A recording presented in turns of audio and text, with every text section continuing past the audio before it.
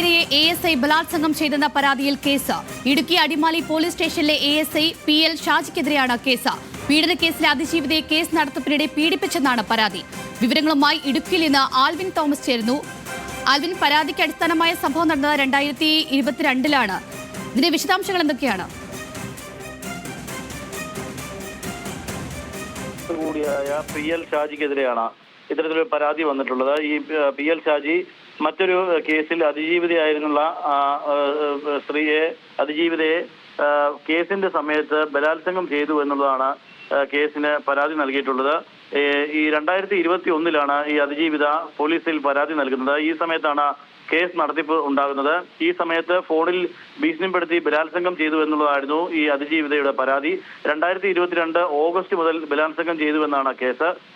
ഇത് സംബന്ധിച്ചൊരു FIR അടിമാലി പോലീസിൽ രജിസ്റ്റർ ചെയ്തിട്ടുണ്ട്. ഈ വർഷം ജനുവരിയിൽ PL ഷാജി അതിജീവിതയോട് ആത്മഹത്യാ ഭീഷണി മുഴക്കുകയും ചെയ്തു എന്നുള്ള ഒരു സംഭവം ഉണ്ടായിട്ടുണ്ടായിരുന്നു. അതിന്റെ അടിസ്ഥാനത്തിൽ അടിമാലി SHO ഒരു റിപ്പോർട്ട് ജില്ലാ പോലീസ് മേധാവിക്ക് നൽകി. ഇതേ തുടർന്ന് SP ആ റിപ്പോർട്ട് IG-ക്ക് സമർപ്പിക്കുകയുണ്ടായി. അങ്ങനെ ഈ മാസം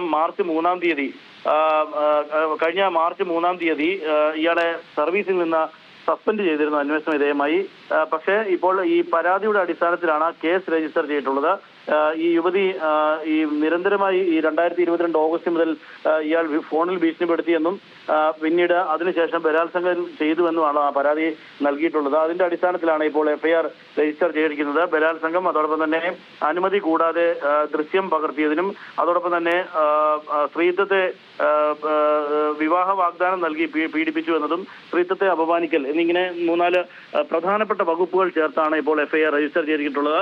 ഇയാൾ ഇപ്പോൾ ഒളിവിലാണ് എന്നുള്ളതാണ് നമുക്ക് അടിമാലി പോലീസ് നൽകുന്ന വിവരം. കേസ് രജിസ്റ്റർ ചെയ്തതിനാൽ തുടർന്നുള്ള അന്വേഷണ നടപടികളുമായി പോലീസ് മുന്നോട്ട് പോവുകയാണ്. ശരി, വ്യക്തമാണ് ആൽവിൻ. വിവരങ്ങൾ നൽകിയത് ഇടുക്കിയിൽ നിന്നും ആൽവിൻ തോമസ് ആണ്.